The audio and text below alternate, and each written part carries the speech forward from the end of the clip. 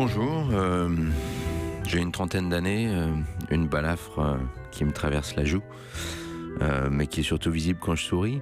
Et voilà, je suis comédien, acteur, comme vous voudrez. Vous m'avez sûrement vu aussi en sortant de chez vous le matin sur un abribus pour mettre en avant une belle maison de couture française. Voilà. Car vous êtes aussi mannequin, il faut le dire. Bonjour Gaspard Huliel. Mannequin, c'est... Bonjour et merci d'être dans ce studio d'un dimanche de cinéma. On a le plaisir de vous recevoir pour le film Eva de Benoît Jacot. Vous donnez la réplique notamment à Isabelle Huppert. On va en reparler. Alors c'est adapté d'un roman de la collection Série Noire. C'est un thriller psychologique, on peut le définir comme ça ?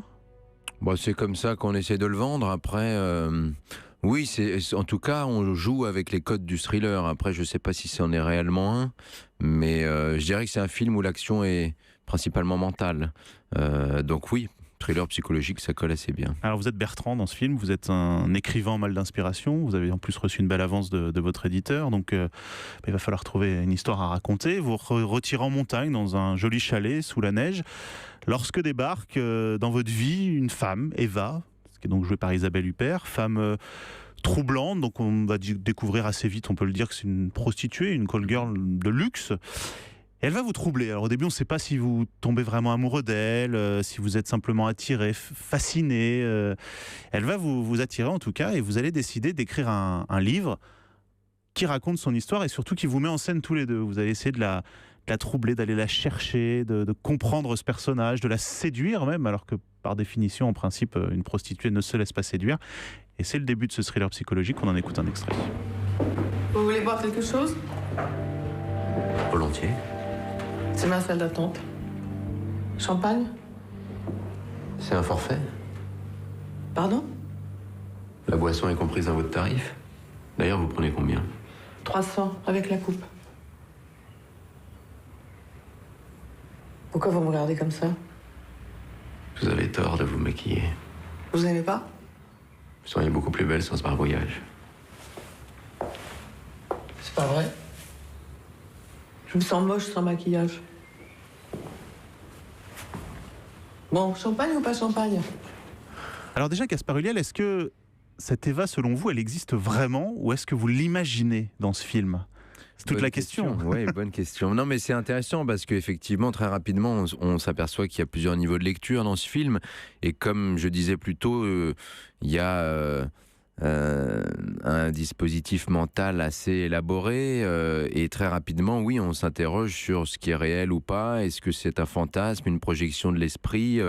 Est-ce qu'au final, Eva n'est pas justement qu'une projection de ce que Bertrand, mon personnage, a mis en elle, puisque on parle de quelqu'un qui est... Enfin, Eva constitue la matière première du roman à venir de Bertrand.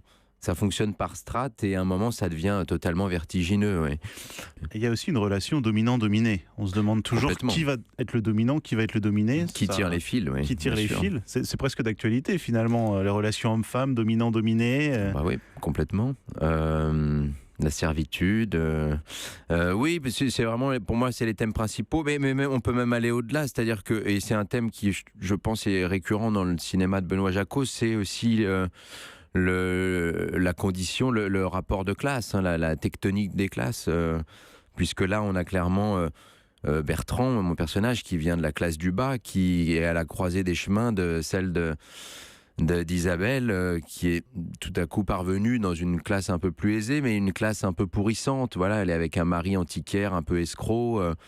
Mais pour moi, c'était un réel moteur, en tout cas dans mon travail sur ce personnage, c'était de ne jamais perdre l'idée qu'il était vraiment animé et motivé par cette revanche sociale. Voilà, c'est quelqu'un qui a cette envie de reconnaissance, ce désir de réussite et cette rage de vie, donc. Le tournage avec Isabelle Huppert, parce qu'on a eu la chance de la recevoir déjà dans cette émission, c'est une personne particulière, ou en tout cas... un peu froide, premier abord. En plus, elle était en pleine campagne pour les Oscars quand vous avez tourné ce film. C'est souvent l'adjectif qui revient. On la taxe un peu d'être toujours un peu froide. Mais enfin, quand on la connaît, en tout cas, c'est un mot qui n'a plus vraiment la même valeur. Froide et surtout toujours dans le contrôle. C'est-à-dire que... Oui, mais alors c'est quelqu'un qui peut aussi être très spontané, très vif, presque parfois presque enfantin. Et d'ailleurs, je trouve qu'elle amène ça dans son interprétation.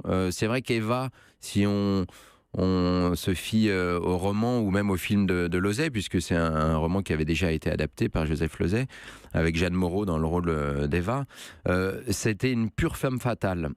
Alors que là, Isabelle, elle a pris un peu le contre-pied, et je pense qu'elle a essayé de l'aborder de manière beaucoup plus simple, beaucoup plus dépouillée, et surtout avec quelque chose de très prosaïque en fait.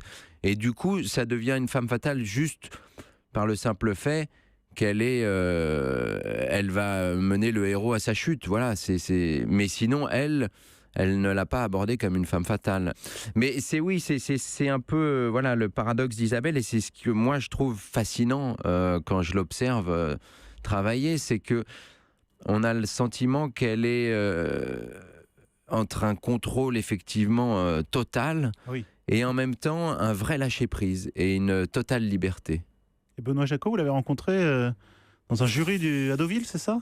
La première fois, il me semble que... non, la première fois, c'était lors d'un festival à New York, il me semble. Et effectivement, on s'est retrouvés après, où faisait partie il était président du jury, et je faisais partie de ce jury dans un festival... cinéma asiatique. Cinéma asiatique à Deauville, tout à fait. Et on s'était très bien entendus. Et voilà, on avait tous les deux manifesté notre envie commune d'un jour travailler ensemble sur un film. Et ça a pris quelques années, mais ça a fini par se faire. Voilà. Et ce film, c'est Eva de Benoît Jacot, qui est en salle dans quelques jours. Merci beaucoup, Gaspard Ulliel, dans ce studio d'un dimanche de cinéma.